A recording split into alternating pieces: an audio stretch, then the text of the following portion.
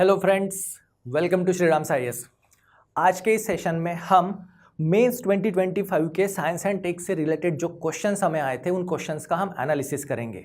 उन क्वेश्चंस के क्या प्रॉपर आंसर हो सकते हैं उन्हें डिस्कस करेंगे। तो दोस्तों, जब भी मेंस क्वेश्चंस और उनके आंसर का एनालिसिस होता है या जब आप एग्जाम में जाके जब आंसर लिखना शुरू करोगे तो सबसे पहला टास्क जो होता है वो होता है कि क्वेश्चन को केयरफुली पढ़ना। अगर आप क्वेश्चन को अच्छे से समझ चुके हो, क्वेश्चन की डिमांड क्या है उसे अगर आप समझ चुके हो तो ही आप करेक्ट आंसर को लिख सकते हो।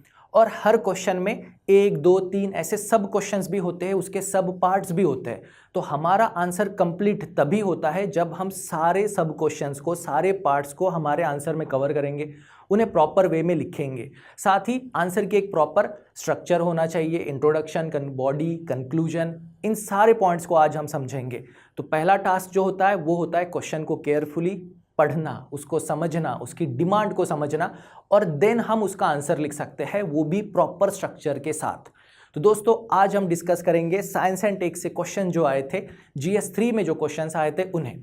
तो इस सेशन की शुरुआत करें दोस्तों। उससे पहले मैं आपको बता दूं कि अगर आप मेंस की प्रिपरेशन कर रहे हो, मेंस प्रिपरेशन में आपको कोई भी डाउट है, कन्फ्यूजन है, क्वेश्चन है, तो आप हमारे श्रीराम IAS के एक्सपीरियंस मेंटोर्स के साथ एक 1-on-1 फ्री सेशन अरेंज कर सकते हैं। उसके लिए आपको नीचे डिस्क्रिप्शन में दिए हुए लिंक पर बस इंफॉर्मेशन फिलअप करनी है और इस 1-on-1 फ्री सेशन की अपॉर्चुनिटी का पूरा फ़ायदा उठाना है आपके मेंस प्रिपरेशन के लिए, क्योंकि मेंस ही है जो अल्टीमेटली आपके सिलेक्शन में मेजर रोल प्ले करेगा।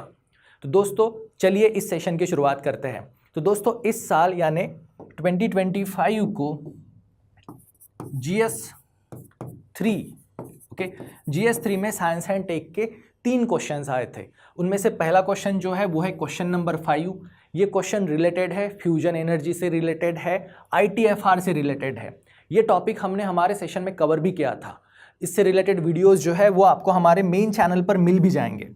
और दोस्तों, सेकंड क्वेश्चन जो पूछा गया था वो था क्वेश्चन नंबर 6। ये क्वेश्चन नंबर 6 भी साइंस एंड टेक से रिलेटेड है। इसमें हमें एनर्जी इंडिपेंडेंस के बारे में क्वेश्चन पूछा है, साथ ही यहाँ पर जो बायोटेक्नोलॉजी की एप्लीकेशन क्या हो सकती है क्लीन एनर्जी के कॉन्टेक्स्ट में या इंडिया को एनर्जी इंडिपेंडेंस अचीव करने के कॉन्टेक्स्ट में, उस थीम से रिलेटेड एक क्वेश्चन था। देन थर्ड जो क्वेश्चन आया था वो था क्वेश्चन नंबर 16। अब क्वेश्चन नंबर 16 जो है दोस्तों वो रिलेटेड है सेमीकंडक्टर मैन्युफैक्चरिंग के कॉन्टेक्स्ट में, जहां पर हमें इंडिया का जो सेमीकंडक्टर मिशन है उसके बारे में भी इंफॉर्मेशन पूछी गई है। तो दोस्तों, ये क्वेश्चन की अगर थीम हम डिवाइड करें तो ये न्यूक्लियर एनर्जी से रिलेटेड है, देन ये एनर्जी से रिलेटेड है और ये सेमीकंडक्टर से रिलेटेड है। तो दोस्तों, ये तीनों थीम जो है हम हमारी UPSC प्रिपरेशन में पढ़ते हैं। करंट अफेयर से भी इनका रिलेशन है और ITFR जो है, न्यूक्लियर फ्यूजन प्रोग्राम जो है, वो तो करंट अफेयर से ही था, और सेमीकंडक्टर मिशन। तो दोस्तों, इस बार जो क्वेश्चन पूछे गए थे ना, तीनों के तीनों, इनमें से कोई भी आउट ऑफ बॉक्स या ऐसा ड्रास्टिकली इनोवेटिव या कंप्लीटली न्यू नहीं था। क्वेश्चन जो है ये पुराने थीम में से ही पूछे गए थे और ये सारी थीम्स जो है ये करंट अफेयर में भी थी, जिसको आपने प्रीलिम्स के टाइम पे भी प्रिपेयर किया था। तो दोस्तों, इन क्वेश्चंस को आप इजीली टैकल कर सकते हो प्रॉपर वे में। तो चलिए 1 बाय 1 हर क्वेश्चन को डिस्कस करते हैं। उसका इंट्रोडक्शन क्या हो सकता है, क्वेश्चन में पूछा क्या है, किस तरह से हमें आंसर को टैकल करना है। तो दोस्तों, पहला क्वेश्चन जो है वो है क्वेश्चन नंबर 5। जैसा कि मैंने आपको शुरू में बताया, आंसर राइटिंग में मेंस में पहली स्टेज होती है क्वेश्चन को केयरफुली पढ़ना और क्वेश्चन को समझना। बाद में क्वेश्चन के जो सब पार्ट्स है उनको करेक्टली आइडेंटिफाई करना और थर्ड स्टेज होगी डायरेक्टिव वर्ड्स, टेल वर्ड्स क्या है जो हमें बताते हैं कि हमारे आंसर का अप्रोच कैसे होना चाहिए। तो दोस्तों, क्वेश्चन है the fusion energy programme in India has steadily evolved over past few decades. अब दोस्तों, क्वेश्चन में पहली लाइन पर फोकस करना था फ्यूजन एनर्जी के कॉन्टेक्स्ट में। हम इंडिया का 3 स्टेज न्यूक्लियर प्रोग्राम हमारे प्रिपरेशन जर्नी में स्टडी करते हैं। जो 3 स्टेज न्यूक्लियर प्रोग्राम है वो न्यूक्लियर फ्यूजन रिएक्शन पर बेस्ड है, जिसमें यूरेनियम, प्लूटोनियम, थोरियम, इनके एटम्स को स्प्लिट करके हम न्यूक्लियर एनर्जी प्रोड्यूस करते हैं। पर यहाँ पर क्वेश्चन पूछा है फ्यूजन एनर्जी के कॉन्टेक्स्ट में। फ्यूजन प्रोसेस जिसमें 2 स्मॉल न्यूक्लियाई कंबाइन होके एक हेवियर न्यूक्लियाई प्रोड्यूस करते हैं और बहुत ज़्यादा एनर्जी भी रिलीज करते हैं। ये रिएक्शन स्टार्स में होती है, सन में होती है।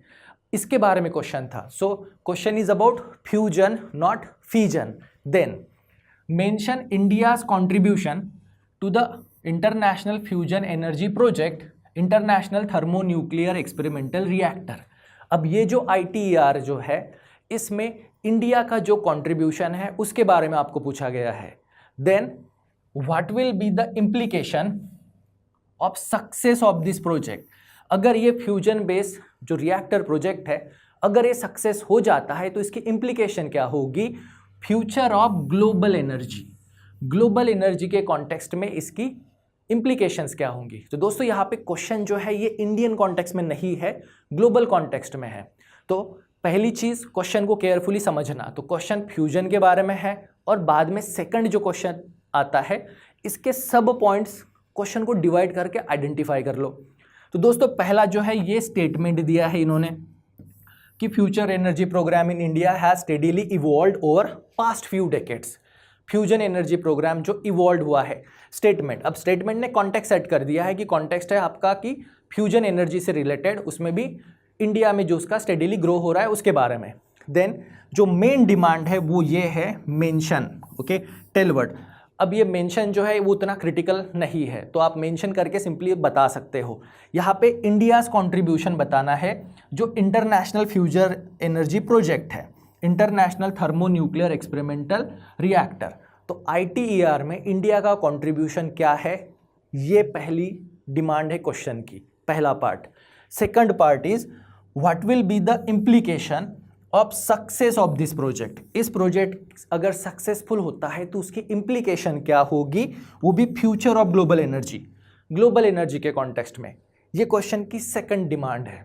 तो इस क्वेश्चन में दोस्तों दो सब पार्ट्स है, इन दोनों सब पार्ट्स को हमारे आंसर में हमें इंक्लूड करना है। अब नेक्स्ट क्वेश्चन हमारे सामने आता है, इसका इंट्रोडक्शन कैसे लिखेंगे। अब इंट्रोडक्शन में क्या क्या लिख सकते हैं। तो दोस्तों ये स्टेटमेंट जो है ये फ्यूजन एनर्जी से रिलेटेड है, तो हम लोग इंट्रोडक्शन में फ्यूजन एनर्जी को डिफाइन कर सकते हैं, फ्यूजन प्रोसेस को डिफाइन कर सकते हैं, या हम लोग इस ITER को भी डिफाइन कर सकते हैं। तो आप अपना इंट्रोडक्शन जो है वो फ्यूजन प्रोसेस से भी शुरू कर सकते हो।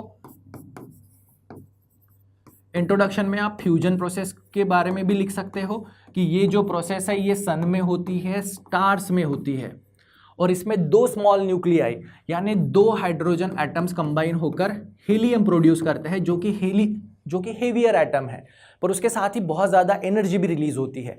तो सन से जो एनर्जी आती है वो बेसिकली इस न्यूक्लियर फ्यूजन रिएक्शन से आती है। तो इसे सिंपल वर्ड में डिफाइन कर सकते हैं। यहाँ से हमारा इंट्रोडक्शन शुरू हो सकता है। साथ ही ये जो प्रोजेक्ट है इंटरनेशनल थर्मोन्यूक्लियर एक्सपेरिमेंटल रिएक्टर, इसके बारे में भी हम इन्फो हमारे इंट्रोडक्शन में लिख सकते हैं। जैसे कि ये जो ITER है इसका ऑब्जेक्टिव क्या है,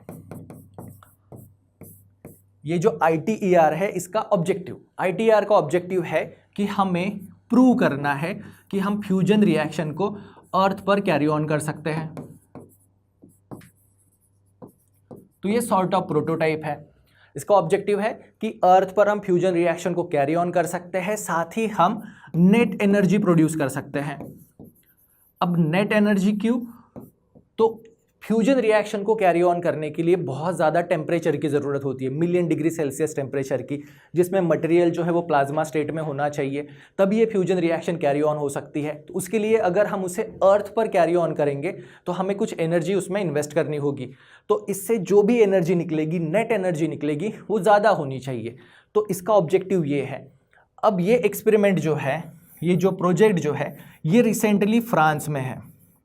अब दोस्तों ये फ्रांस का है क्या, तो नहीं, ये एक इंटरनेशनल कोलैबोरेशन है।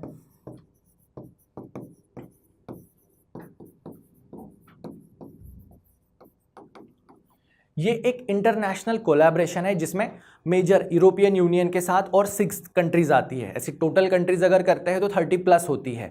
तो यहाँ पर EU + 7 कंट्रीज हम याद रख सकते हैं, जिसमें इंपॉर्टेंट पॉइंट ये है कि इंडिया भी इसका मेंबर है। ओके, इंडिया भी इसका मेंबर है। तो ये सारी चीज़ें जो है वो आप अपने इंट्रोडक्शन में लिख सकते हो। तो इंट्रोडक्शन में बेसिकली हम फ्यूजन रिएक्शन को शॉर्ट में डिफाइन कर देंगे, उसके बाद ITER के बारे में इंफॉर्मेशन देंगे कि इसका एम क्या है, ये इंटरनेशनल कोलैबोरेशन है, इसमें कौन सी कंट्रीज पार्ट है और इंडिया भी इसका पार्ट है। इस तरह से दोस्तों इस पहले क्वेश्चन का इंट्रोडक्शन जो है वो हमारा कंप्लीट होता है। फिर क्वेश्चन आता है जो इसका इंपॉर्टेंट कंपोनेंट था, वो ये इंडियाज कंट्रीब्यूशन। अब इंडिया का कंट्रीब्यूशन क्या है ITER में। अब इंडियन कंट्रीब्यूशन क्या हो सकता है ITER में, तो चलिए देखते हैं।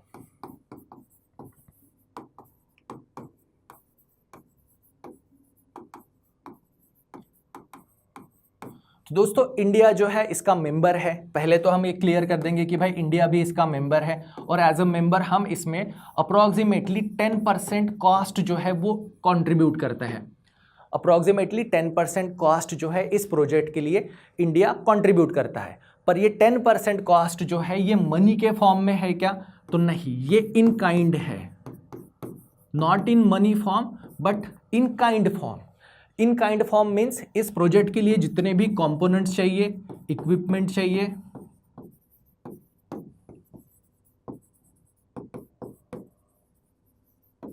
एंड मटेरियल जो चाहिए उसमें इंडिया कंट्रीब्यूट करेगा।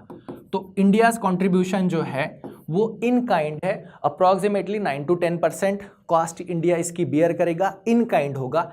इसके लिए इंडिया ने एक गवर्नमेंट इंस्टीट्यूशन को एज अ डेजिग्नेटेड इंस्टीट्यूशन करके डिफाइन किया है, और वो इंस्टीट्यूशन है दोस्तों Indian Institute for Plasma Research, Gandhinagar में जो है।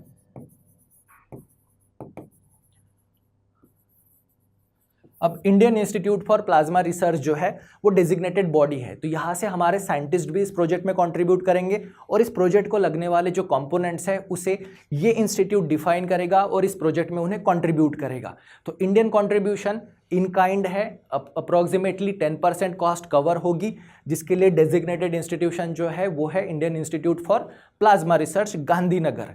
देन अब इंडिया इसमें कौन से कंपोनेंट कंट्रीब्यूट कर रहा है, तो दोस्तों पहला कंपोनेंट जो इंडिया इसमें कंट्रीब्यूट करेगा वो होगा cryostat.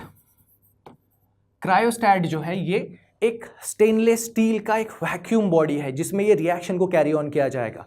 Fusion reaction carry on करने के लिए बहुत ज़्यादा मैग्नेटिक फील्ड को होल्ड करना होता है, प्लाज्मा मटेरियल को होल्ड करना होता है, और उस एनर्जी को भी कंटेन करना होता है। तो इसके लिए क्रायोस्टैट जो है, जो स्टेनलेस स्टील से बना हुआ वैक्यूम चेंबर होता है, उसे ये इंस्टीट्यूट डिफाइन करेगा, और उसे ये इंस्टीट्यूट बिल्ड कर रहा है L&T प्राइवेट कंपनी के कॉर्पोरेशन में।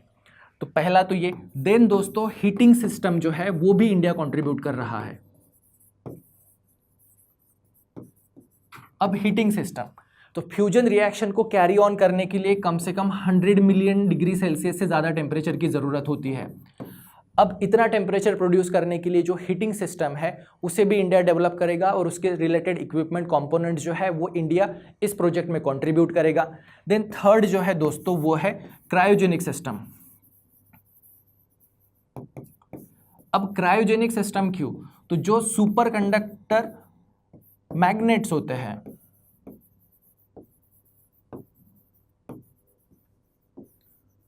सुपर कंडक्टर मैग्नेट्स जो होते हैं, जो इसमें मैग्नेटिक फील्ड क्रिएशन में काम करते हैं, उन्हें कूल रखने के लिए एक क्रायोजेनिक सिस्टम की ज़रूरत होगी, वो भी इंडिया कंट्रीब्यूट करेगा। इसके अलावा इंडिया इसमें पावर सप्लाई सिस्टम जो है,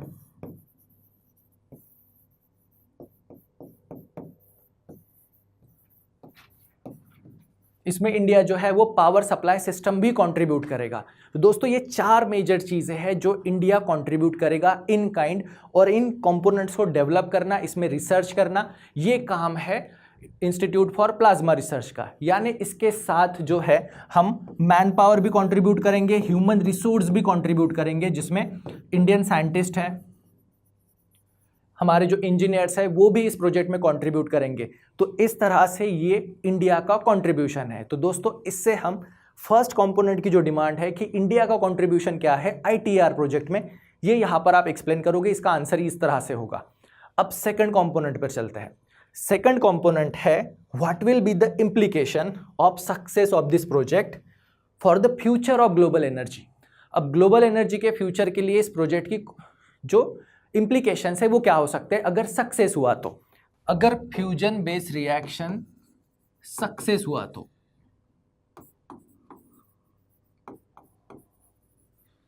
अगर फ्यूजन बेस्ड रिएक्टर अगर सक्सेस हुआ तो इसके क्या फायदे होंगे, इसके क्या ग्लोबल इम्प्लीकेशंस होंगे एनर्जी के कॉन्टेक्स्ट में। दोस्तों अगर फ्यूजन बेस्ड रिएक्शन अगर सक्सेसफुल हो जाता है तो सबसे पहला पॉइंट जो होगा कि ये प्रूव कर देंगे हम लोग साइंटिफिकली कि भाई फ्यूजन बेस्ड रिएक्शन जो है इसे ग्राउंड पर सक्सेसफुली कैरी ऑन किया जा सकता है। फ्यूजन बेस्ड रिएक्शन को हम जो सन में होती है, स्टार में होती है, उसे ग्राउंड पर सक्सेसफुली कंडक्ट कर सकते हैं। ये पहला पॉइंट प्रूव हो जाएगा। उसके साथ सेकंड बेनिफिट जो होगा वो हमें क्लीन एनर्जी मिलेगी, कार्बन फ्री एनर्जी मिलेगी। Clean energy, carbon free energy मिलेगी क्योंकि ये फ्यूजन रिएक्शन है, इसमें किसी भी तरह से CO2 इमिशन नहीं होता है। तो दोस्तों एक क्लीन कार्बन फ्री एनर्जी मिलेगी जो अबंडेंट फॉर्म में होगी। थर्ड पॉइंट जो इसका बेनिफिट जो होगा वो होगा कि हमारा जो डिपेंडेंस है, डिपेंडेंस किस पर, तो फॉसिल फ्यूल पर। फॉसिल फ्यूल पे जो डिपेंडेंस है, कोल है, पेट्रोलियम है, नेचुरल गैस है, ये हमारा डिपेंडेंस रिड्यूस हो जाएगा। थर्ड बेनिफिट जो होगा वो ये। फोर्थ बेनिफिट जो है वो ये होगा कि कोई भी वेस्ट क्रिएट नहीं होगी, न्यूक्लियर वेस्ट जो है वो क्रिएट नहीं होगी। फ्यूजन बेस्ड रिएक्शन में जो न्यूक्लियर वेस्ट क्रिएट होती है उसमें सबसे बड़ा इशू जो होता है वो रेडिएशन का होता है। पर दोस्तों इस फ्यूजन बेस्ड रिएक्शन में जो आउटपुट मिलता है वो हीलियम गैस मिलती है जो कि एक नोबल गैस है। तो यहाँ पर न्यूक्लियर वेस्ट क्रिएट नहीं होगी और जो न्यूक्लियर एक्सीडेंट्स होते हैं जैसे कि चिर्नोबिल है, फुकुशिमा है, ऐसे न्यूक्लियर एक्सीडेंट्स भी नहीं होंगे। ये भी हमें इसका एक बेनिफिट मिलेगा। और थर्ड, ये न्यूक्लियर रिएक्शन कैरी ऑन करने के लिए जो फ्यूल चाहिए, फ्यूल जो हाइड्रोजन के आइसोटोप्स होते हैं, ड्यूटेरियम है, ट्रिटियम है, ये नेचर में अबंडेंट फॉर्म में अवेलेबल है सी वाटर में, तो हमें फ्यूल की भी चिंता नहीं रहेगी। तो दोस्तों न्यूक्लियर फ्यूजन रिएक्टर अगर सक्सेस होता है तो ये इसके इम्प्लीकेशंस रहेंगे ग्लोबल एनर्जी के लिए कि पूरे ग्लोबल एनर्जी कॉन्टेक्स्ट का जो स्ट्रक्चर है वो चेंज हो जाएगा। एनर्जी की डिमांड और जो सप्लाई है वो स्ट्रक्चर भी पूरा चेंज हो जाएगा क्योंकि हमारे पास एक abundant clean carbon free fuel रहेगा जिससे न्यूक्लियर वेस्ट भी क्रिएट नहीं होगी। तो दोस्तों ये था क्वेश्चन का second part, what will be the implication of success of this project for the future of global energy. तो ये ऐसे इम्प्लीकेशंस के साथ हम अब लास्ट में इसको कंक्लूड कर सकते हैं। तो दोस्तों यहाँ पे कंक्लूजन में आप लिखोगे कि न्यूक्लियर फ्यूजन बेस्ड रिएक्शन जो है ये ग्लोबल एनर्जी आर्किटेक्चर को कम्प्लीटली चेंज कर सकता है। इसमें इंडिया ने इन्वेस्ट करना चाहिए, इंडिया इसमें टेक्नोलॉजिकल रोल भी प्ले करेगा और फ्यूचर में हमें एक क्लीन, रिलायबल और अबंडेंट कार्बन फ्री सोर्स जो है, एनर्जी सोर्स जो है वो यहाँ से हमें मिलेगा। तो दोस्तों इस तरह से इस क्वेश्चन नंबर 1 को हम टैकल कर सकते हैं। तो दोस्तों ये जो क्वेश्चन नंबर जो था फ्यूजन एनर्जी रिएक्टर से रिलेटेड, ITER से रिलेटेड, उसकी ग्लोबल एनर्जी इम्प्लीकेशन, तो इसके हमने इम्प्लीकेशंस भी देखे, इसका हमने इंट्रोडक्शन भी देखा। इंट्रोडक्शन में क्या लिख सकते हो, इसके 2 कंपोनेंट्स को आइडेंटिफाई किए जिसमें इंडियन कंट्रीब्यूशन और जो डेजिग्नेटेड इंस्टीट्यूशन है उसकी भी बात की। तो क्रायोस्टैट है, हीलिंग सिस्टम है, इस तरह से हम इस क्वेश्चन को टैकल कर सकते हैं। अब चलते हैं सेकंड क्वेश्चन पर जो कि एग्जाम में पूछा गया था एज अ क्वेश्चन नंबर 6। तो क्वेश्चन नंबर 6 जो एग्जाम में पूछा गया था, जो साइंस टेक से रिलेटेड है, वो ये है, how can India achieve energy independence. Energy independence achieve करना है तो ये पॉइंट थोड़ा सा ध्यान में रखना है, थ्रू क्लीन टेक्नोलॉजी बाय 2047। अब दोस्तों हम अपने सारे जो ऑब्जेक्टिव या जो भी क्वेश्चंस देखते हैं वहाँ पे 2047 जो लिख कर आता है, इसका मीनिंग क्या होता है। 2047 जब हमारे इंडिपेंडेंस को 100 ईयर कंप्लीट हो जाएंगे और आफ्टर 100 ईयर्स ऑफ इंडिपेंडेंस हमें एक क्लीन, कार्बन फ्री, सस्टेनेबल और रिन्यूएबल एनर्जी सिस्टम चाहिए और उसे अचीव करने के लिए हम क्लीन टेक्नोलॉजी पर रिलाई कर सकते हैं। तो क्या आज की डेट में इंडिया एनर्जी इंडिपेंडेंट है? तो नहीं, इंडिया एनर्जी डिपेंडेंट है। ये पहला पार्ट। Second, how. ओके, यहाँ पर भी हाउ पूछा है तो डायरेक्टिव जो है, टेलीवर्ड जो है वो कंप्लीटली यहाँ पे इजी है, आप डायरेक्ट क्लियर कट आंसर यहाँ पर लिख सकते हो। How biotechnology play crucial role in this endure.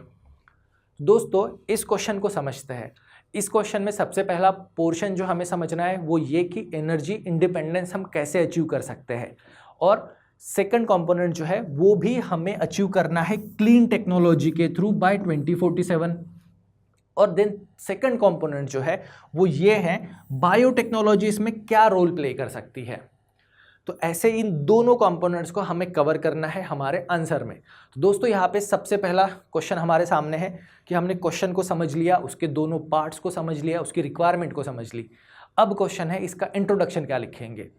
Introduction में हम क्या लिख सकते हैं? तो दोस्तों इंट्रोडक्शन में हम यहाँ पर ये पोर्शन लिख सकते हैं कि भाई एनर्जी इंडिपेंडेंस का मतलब क्या होता है, क्या इंडिया सच में एनर्जी इंडिपेंडेंट है? तो दोस्तों अब एनर्जी इंडिपेंडेंस का मीनिंग क्या होगा?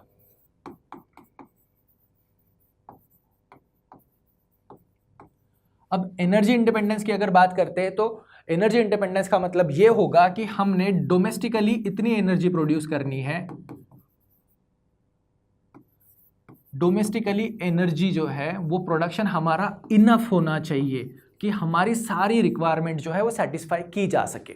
तो क्या आज की डेट में इंडिया एनर्जी इंडिपेंडेंट है? तो नहीं, क्योंकि हम डोमेस्टिकली इतनी एनर्जी प्रोड्यूस नहीं कर पाते हैं जो हमारी सारी रिक्वायरमेंट फुलफिल कर सके। तो आज की डेट में इंडिया जो है वो एनर्जी डिपेंडेंट है। अब एनर्जी डिपेंडेंट के लिए फैक्ट्स हम लोग लिख सकते हैं कि हम लोग 85% हमारा जो क्रूड ऑयल है उसे इंपोर्ट करते हैं, साथ ही मोर देन 50% हमारी नेचुरल गैस जो है उसे भी हम इंपोर्ट करते हैं। तो बाय 2047 अगर हमें एनर्जी इंडिपेंडेंट होना है तो इसमें किस तरह से ये क्लीन टेक्नोलॉजी जो है वो हेल्प आउट कर सकती है। तो इंट्रोडक्शन में हम डिफाइन कर देंगे कि इंडिया जो है वो आज की डेट में एनर्जी डिपेंडेंट है, क्योंकि हम मोस्ट ऑफ द हमारी एनर्जी रिक्वायरमेंट जो है वो इंपोर्ट करते हैं, डोमेस्टिकली सफिशिएंट या इनफ एनर्जी हम प्रोड्यूस नहीं करते हैं। अब इसी टारगेट को अचीव करना है, उसके लिए क्वेश्चन जो है कि क्लीन एनर्जी के थ्रू बाय 2047 कैसे अचीव कर सकता है। अब उसके लिए हमें समझना होगा क्लीन एनर्जी का मतलब क्या होता है। तो दोस्तों यहां से हमारा आंसर शुरू होता है। तो क्लीन एनर्जी मतलब जो बहुत लो या जीरो कार्बन प्रोड्यूस करती है। क्लीन एनर्जी मतलब लो या जो जीरो कार्बन एनर्जी प्रोड्यूस करती है। तो इंडिया ने बाय 2047 एनर्जी इंडिपेंडेंट होने के लिए थ्रू क्लीन एनर्जी कौन से टारगेट्स रखे हैं, या इंडिया कैसे इस क्लीन एनर्जी टारगेट को अचीव कर सकता है। तो पहला जो पॉइंट यहाँ पर आएगा वो कि हम रिन्यूएबल एनर्जी पे फोकस करेंगे, रिन्यूएबल एनर्जी के थ्रू। अब रिन्यूएबल एनर्जी में कौन सी चीज़ है? तो रिन्यूएबल एनर्जी में सोलर है, विंड है, बायोमास है, देन टाइड एनर्जी है, जियोथर्मल है, स्मॉल हाइड्रो है। तो इन सारे सोर्सेस से हम एनर्जी प्रोड्यूस करते हैं जो कि कंपैरेटिवली क्लीन सोर्सेस है। इनमें से कुछ जीरो कार्बन इमिशन भी है, कंपैरेटिवली क्लीन भी है। और इसमें हम डेटा यहाँ पर लिख सकते हैं कि इंडिया का जो टारगेट है 500 गीगावाट हमें रिन्यूएबल एनर्जी चाहिए बाय 2030, जो कि हमारे टोटल एनर्जी कंजम्पशन का 50% होगा बाय 2030। उसे बाय 2047 हम इंक्रीज और ज़्यादा इंक्रीज कर सकते हैं। तो बाय 2030 हमें 500 गीगावाट रिन्यूएबल सेक्टर से एनर्जी चाहिए। तो दोस्तों हम 2047 तक क्लीन एनर्जी के थ्रू रिन्यूएबल एनर्जी पे फोकस करके टारगेट अचीव कर सकते हैं। ये पहला पॉइंट। सेकंड पॉइंट जो है वो होगा ग्रीन हाइड्रोजन। ग्रीन हाइड्रोजन जिसे कि हम लोग वाटर से प्रोड्यूस करते हैं और जिसे प्रोड्यूस करने के लिए रिन्यूएबल एनर्जी यूज करते हैं। अब ये ग्रीन हाइड्रोजन जो है, इस ग्रीन हाइड्रोजन को हम लोग यूज कर सकते हैं इंडस्ट्री में, ट्रांसपोर्ट में। इंडस्ट्री है, ट्रांसपोर्ट है, एग्री है, डोमेस्टिक यूज है, हर जगह पे यूज कर सकते हैं। इसके लिए हमारा ग्रीन हाइड्रोजन मिशन भी है जिसका टारगेट है 5 मिलियन मैट्रिक टन हाइड्रोजन इन्हें प्रोड्यूस करना है बाय 2030। ग्रीन हाइड्रोजन से यूज कर सकते हैं। तो पहला जो था फोकस हमारा रिन्यूएबल एनर्जी पे होगा, दूसरा ग्रीन हाइड्रोजन के थ्रू हम कर सकते हैं। तीसरा पॉइंट जो यहाँ पर लिखोगे, हम लोग न्यूक्लियर एनर्जी से भी प्रोड्यूस कर सकते हैं। अब न्यूक्लियर में बोथ फ्यूजन भी और फिजन भी, फ्यूजन और फिजन बोथ, जिसके लिए हमने टारगेट भी रखा है कि हमें 100 गीगावाट एनर्जी प्रोड्यूस करनी है बाय 2047। तो दोस्तों न्यूक्लियर एनर्जी जो कि एक क्लीन एनर्जी है, रिलायबल एनर्जी है, अबंडेंट है, इससे भी हम हमारा जो एनर्जी इंडिपेंडेंट होने का टारगेट है वो अचीव कर सकते हैं। इन तीन के अलावा हम जो इलेक्ट्रिफिकेशन जो है, जैसे कि ईवी कार्स को हम इंट्रोड्यूस कर रहे हैं, एडवांस बैटरीज को हम इंट्रोड्यूस कर रहे हैं, ईवी है, एडवांस बैटरी है, या नेचुरल जो जीरो कार्बन इमिशन के जो रिचार्ज सिस्टम है जैसे कि वाटर रिचार्ज सिस्टम है, इन पर भी हम फोकस करके एनर्जी इंडिपेंडेंट हो सकते हैं। तो ईवी, बैटरी, ट्रांसपोर्टेशन जो है उनमें, और लास्ट में आता है एनर्जी इफिशिएंसी। अब एनर्जी इफिशिएंसी के लिए स्मार्ट ग्रिड है, स्मार्ट ग्रिड यूज कर सकते हैं, बैटरी सिस्टम्स यूज कर सकते हैं। तो इस तरह से दोस्तों हम बाय 2047 जो हमारा एनर्जी इंडिपेंडेंट होने का टारगेट है उसे अचीव कर सकते हैं। तो इस तरह से ये पहला कंपोनेंट जो है उसे आप टैकल करोगे। तो पहले इंट्रोडक्शन में हमने इंडिया की एनर्जी डिपेंडेंसी बता दी और हमें एनर्जी इंडिपेंडेंट होने के लिए क्लीन एनर्जी या क्लीन टेक्नोलॉजी कौन सी है, तो उसमें हम renewable, green hydrogen, nuclear fusion and fission both, energy efficiency method और ईवी, इन पर रिलाई कर सकते हैं। तो दोस्तों ये फर्स्ट कंपोनेंट था। अब सेकंड कंपोनेंट है how can biotechnology play crucial role in this endure. अब बायोटेक्नोलॉजी कैसे हमें क्लीन एनर्जी प्रोवाइड कर सकती है और इस clean energy, energy independent target में बायोटेक्नोलॉजी हमें कैसे हेल्प कर सकती है। तो अगर बायोटेक्नोलॉजी की बात करें तो बायोटेक्नोलॉजी जो है हमें बायो बेस्ड सॉल्यूशन बताएगी, बायो बेस्ड सॉल्यूशन। अब बायो बेस्ड सॉल्यूशन जिसमें बायोटेक्नोलॉजी हेल्प कर सकती है तो उसमें सबसे पहला जो है इंपॉर्टेंट वो है बायोफ्यूल्स। अब दोस्तों बायोफ्यूल्स जिसमें इथेनॉल है, बायोडीजल है और बायोगैस भी है। अब ये भी हेल्प कर सकते हैं। अब इस बायो इथेनॉल के कॉन्टेक्स्ट में अगर बात करें तो हमारा ब्लेंडिंग टारगेट है कि हमें 20% इथेनॉल ब्लेंडिंग करना है बाय 2025, जो टारगेट अचीव भी हो चुका है। तो बायोटेक्नोलॉजी हमें इथेनॉल प्रोडक्शन में हेल्प कर सकती है, बायोडीजल प्रोडक्शन में हेल्प कर सकती है। और अगर बायोगैस की बात करें तो दोस्तों बायोगैस में हम काऊ डंग को यूज कर सकते हैं, या हम जो म्युनिसिपल वेस्ट है उसे यूज कर सकते हैं। म्युनिसिपैलिटी, इंडिया में अर्बनाइजेशन हो रहा है, बहुत सारे सिटीज़ में जो भी म्युनिसिपल वेस्ट क्रिएट होता है उससे हम लोग यहाँ पर मीथेन गैस को प्रोड्यूस कर सकते हैं, जो कि एक क्लीन फ्यूल है। कंपैरेटिवली कार्बन इमिशन होता है पर बहुत कम होता है, इसीलिए ये भी क्लीन फ्यूल में आएगा। तो बायोफ्यूल जो है इसमें बायोटेक्नोलॉजी कंट्रीब्यूट कर सकती है हमें एनर्जी इंडिपेंडेंट होने के लिए। ब्लेंडिंग टारगेट वाला पोर्शन आप मेंशन कर सकते हो। उसके साथ सेकंड पोर्शन जो आएगा वो होगा algae based solution, algae based biodiesel.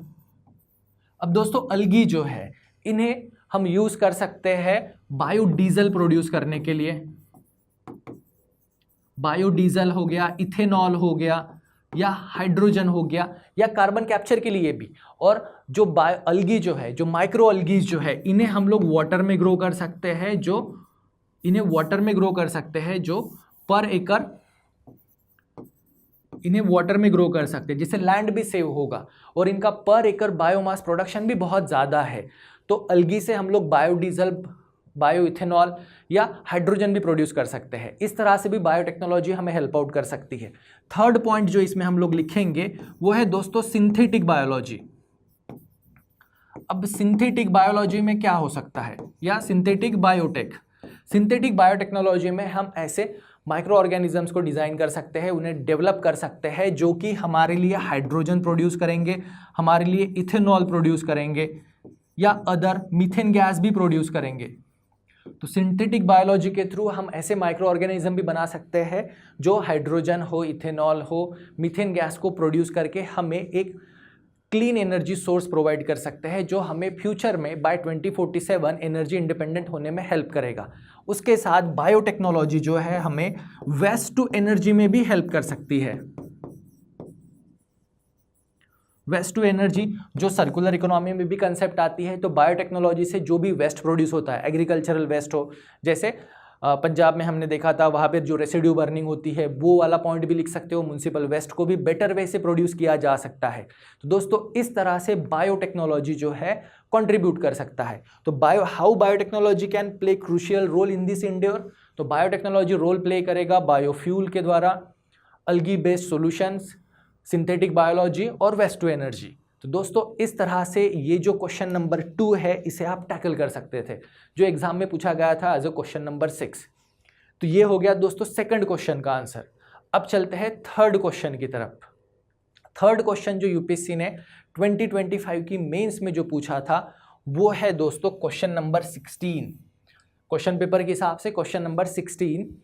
चलिए, टारगेट याद रखना है, क्वेश्चन को पहले अच्छे से पढ़ना है, क्वेश्चन को समझना है, क्वेश्चंस के सब क्वेश्चन या उसके जो पार्ट्स है उन्हें आइडेंटिफाई करना है, और बाद में हमें इनके जो डायरेक्टिव्स है, टेल वर्ड्स है, इन पर फोकस करके एक परफेक्ट आंसर लिखना है।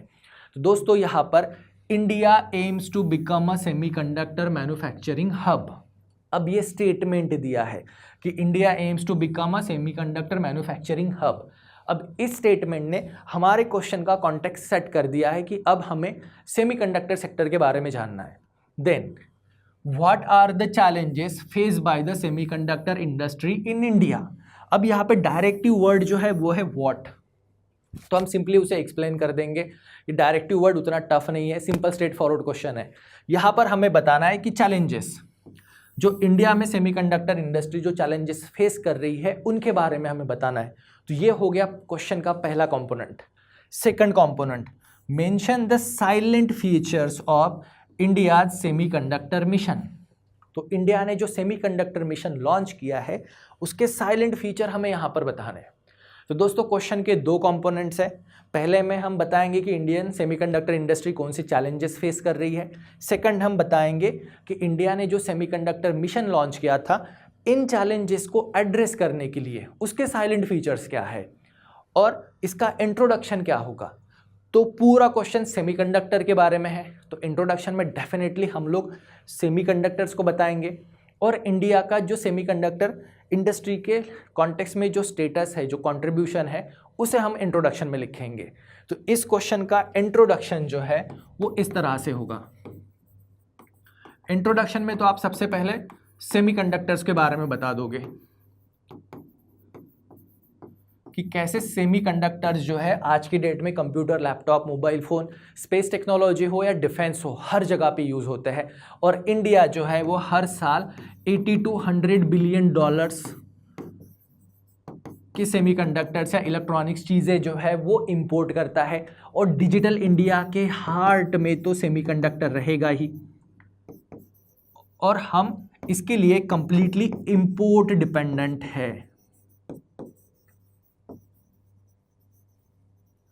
तो हमें सेमीकंडक्टर इंडस्ट्री में इंडिपेंडेंट होने की ज़रूरत है, क्योंकि 80 to 100 बिलियन हमारा इंपोर्ट है, कंप्लीटली इंपोर्ट डिपेंडेंट है। और फ्यूचर में डिजिटल इकोनॉमी हो, गिग इकोनॉमी हो, उसके लिए सेमीकंडक्टर की ज़रूरत रहेगी। और सारी इलेक्ट्रॉनिक्स चीज़ें जो है आज की डेट में बिना सेमीकंडक्टर ऑपरेट नहीं करती है। तो दोस्तों इस तरह से आप इंट्रोडक्शन इसका लिखोगे। इंट्रोडक्शन के बाद जो क्वेश्चन था, what are the challenges face by the semiconductor industry in India. अब कौन से चैलेंजेस है जो इंडियन सेमीकंडक्टर इंडस्ट्री फेस कर रही है। तो इसमें पहला जो चैलेंज है, सबसे पहला जो चैलेंज जो आता है किसी भी इंडस्ट्री के बारे में अगर हम लोग जाएंगे तो चैलेंजेस के बारे में, तो सबसे पहला जो है वो है हाई कैपिटल रिक्वायरमेंट।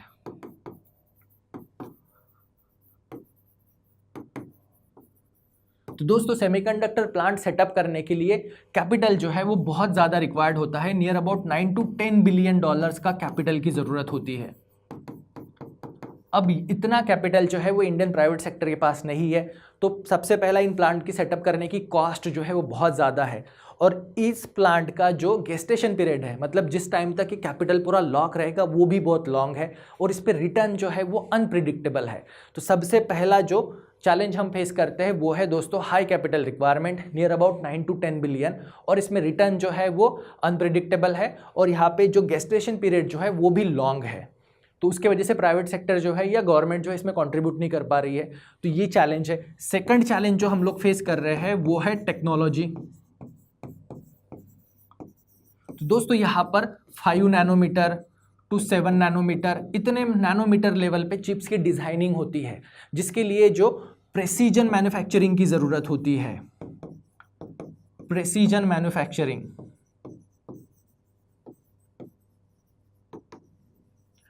यहाँ पे इंडिया लैग करता है। इंडिया के पास प्रेसिजन मैन्युफैक्चरिंग का एक्सपीरियंस नहीं है, इससे रिलेटेड टेक्नोलॉजी भी हमारे पास नहीं है, और ये भी चैलेंज है जो इंडियन सेमीकंडक्टर इंडस्ट्री फेस कर रही है। तो पहला है ह्यूज कैपिटल रिक्वायरमेंट, सेकंड है इसके लिए जो रिक्वायर्ड टेक्नोलॉजी जो है वो रिक्वायर्ड टेक्नोलॉजी हमारे पास नहीं है, थर्ड चैलेंज जो हम लोग फेस कर रहे हैं वो है दोस्तों स्किल्ड लेबर। अब यहाँ पे फैब जो है, फैब यानी सिलिकॉन फैब्रिक, अब ये सिलिकॉन से बने जो फैब्स जो होते हैं इन्हें बनाने के लिए हमें स्किल्ड लेबर की ज़रूरत होती है। इन माइक्रोचिप्स को डिज़ाइन करने के लिए डिज़ाइनर्स की ज़रूरत होती है, फैब इंजीनियर्स की डिज़ाइनर होती है, लिथोग्राफिक मशीन्स की ज़रूरत होती है, या जो इंटीग्रेटेड सर्किट है इनके डिज़ाइनर्स की ज़रूरत होती है। तो ये भी स्किल्ड पावर जो हमारे पास अभी नहीं है, ये भी एक major challenge Indian semiconductor industry face कर रही है। तो स्किल लेबर हो गया, और फोर्थ जो है वो है इंफ्रास्ट्रक्चर। फोर्थ प्रॉब्लम जो फेस कर रहे हैं इंफ्रास्ट्रक्चर। अब सेमीकंडक्टर इंडस्ट्री को ना अल्ट्रा प्योर वाटर की जरूरत होती है, अल्ट्रा प्योर वाटर की ज़रूरत होती है, इन्हें अल्ट्रा प्योर केमिकल्स की ज़रूरत होती है, और इनके लिए एक डेजिग्नेटेड लॉजिस्टिक की ज़रूरत होती है, ट्रांसपोर्ट सेक्टर की ज़रूरत होती है, जो कि इंडिया में अभी अवेलेबल नहीं है। साथ ही इन्हें 24/7 अनइंटरप्टेड पावर सप्लाई भी चाहिए होता है, जो इंडिया में अभी गारंटेड नहीं है। अनइंटरप्टेड पावर सप्लाई हो, अल्ट्रा प्योर वाटर हो, अल्ट्रा प्योर केमिकल्स हो, कंपोनेंट्स जो है वो अभी हमारे पास नहीं है। तो इस इंडस्ट्री को सपोर्ट करने के लिए जो इंफ्रास्ट्रक्चर चाहिए वो कहीं ना कहीं लैगिंग है। तो ये fourth major challenge. Last major challenge जो बहुत सीरियस है वो है दोस्तों रॉ मटेरियल्स।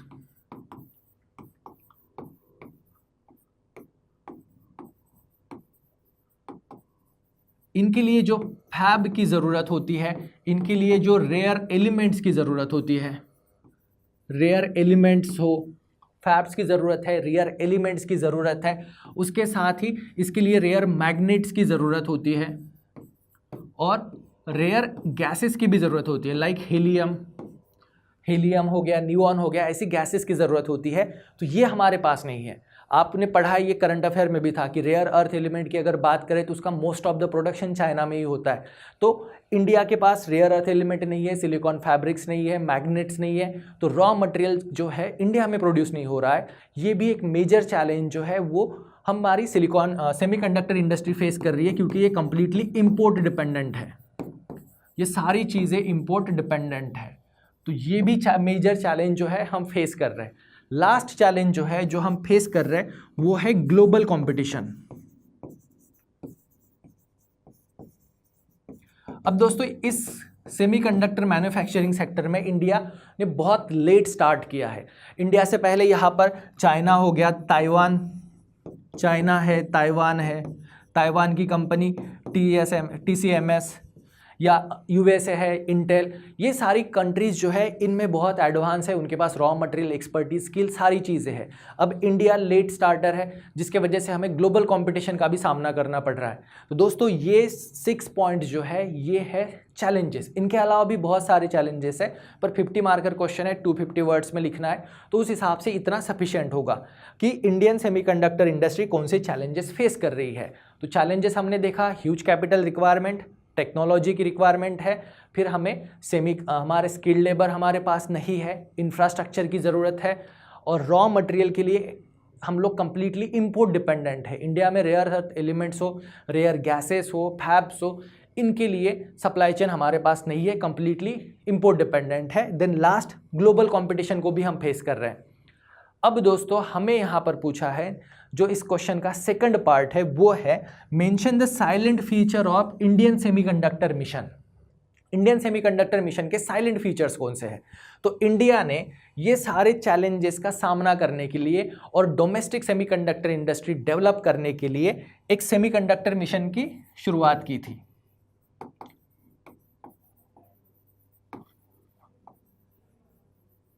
अब ये सेमीकंडक्टर मिशन इंडिया ने शुरू किया था 2021 में।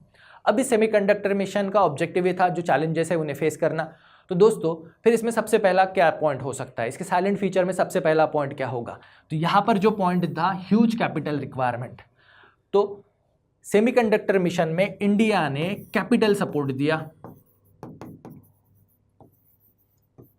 कैपिटल सपोर्ट, जिसमें इंडिया ने 76,000 करोड़ रुपए इसके लिए एलोकेट किए, 76,000 करोड़ रुपीस, जिसमें से 50% कॉस्ट जो है वो गवर्नमेंट बियर करेगी। अगर कोई सिलिकॉन फैब की कंपनी सेटअप करना चाहता है या सेमीकंडक्टर इंडस्ट्री इंडिया में सेटअप करना चाहता है, उसके लिए गवर्नमेंट जो है ये कैपिटल सपोर्ट देगी नियर अबाउट 50% तक, जिसके लिए गवर्नमेंट ने टोटल फंड एलोकेट किया है 76,000 करोड़, जो डॉलर टर्म्स में $10 बिलियन की तरफ होता है। ये पहला साइलेंट फीचर। Then technology. अब ये टेक्नोलॉजी को डेवलप कैसे करेंगे? प्रेसिजन मैन्युफैक्चरिंग है, 5 नैनोमीटर 7 नैनोमीटर है, ग्लोबल कंपटीशन भी हम लोग फेस कर रहे हैं। तो दोस्तों इसमें फोकस जो था ये ग्लोबल कोलैबोरेशन पर फोकस करता है।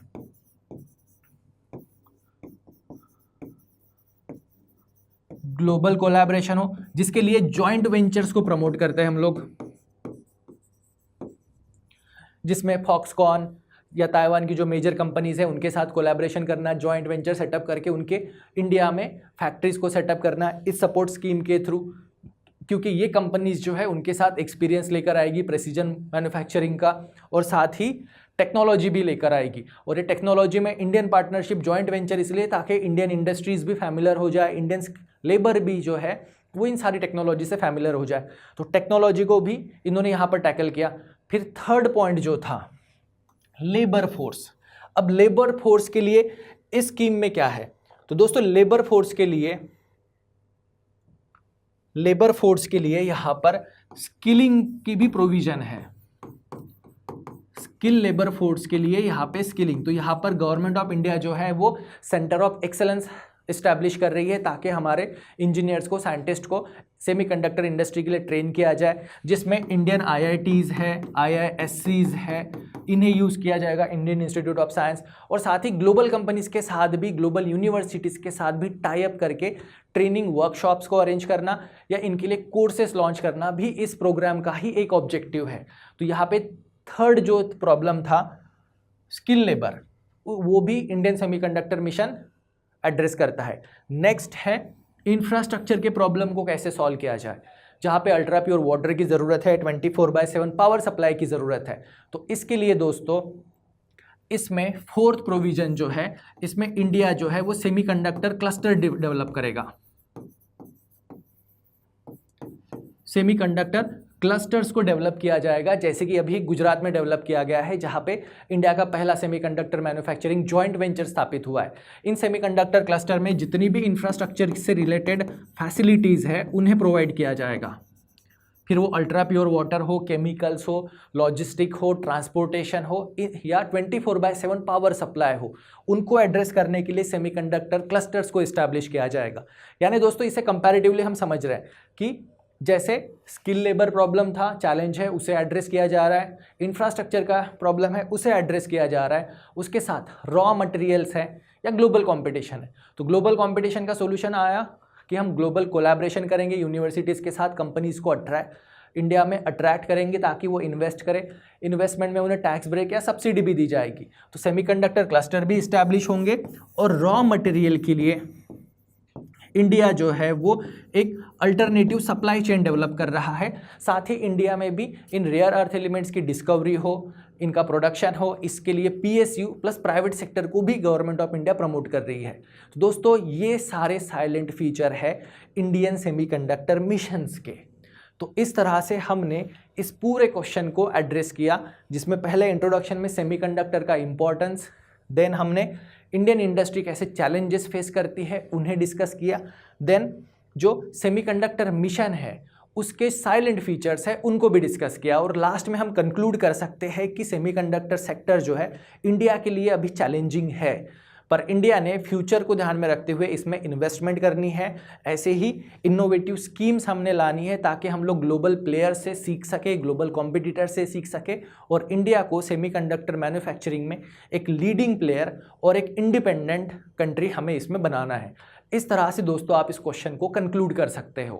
तो दोस्तों आज हमने 2025 मेंस में जो हमें साइंस एंड टेक से रिलेटेड 3 क्वेश्चन पूछे गए थे, क्वेश्चन नंबर 5, क्वेश्चन नंबर 6 और क्वेश्चन नंबर 16, इन तीनों क्वेश्चन को समझा, क्वेश्चंस को समझा, उनके सब पार्ट्स को समझा, क्वेश्चन की जो डिमांड थी उस पर फोकस किया और उसके अकॉर्डिंग एक वेल स्ट्रक्चर्ड आंसर क्या हो सकता है, उस आंसर में कौन से पॉइंट्स हो सकते हैं, इन सब को हमने आज डिस्कस किया।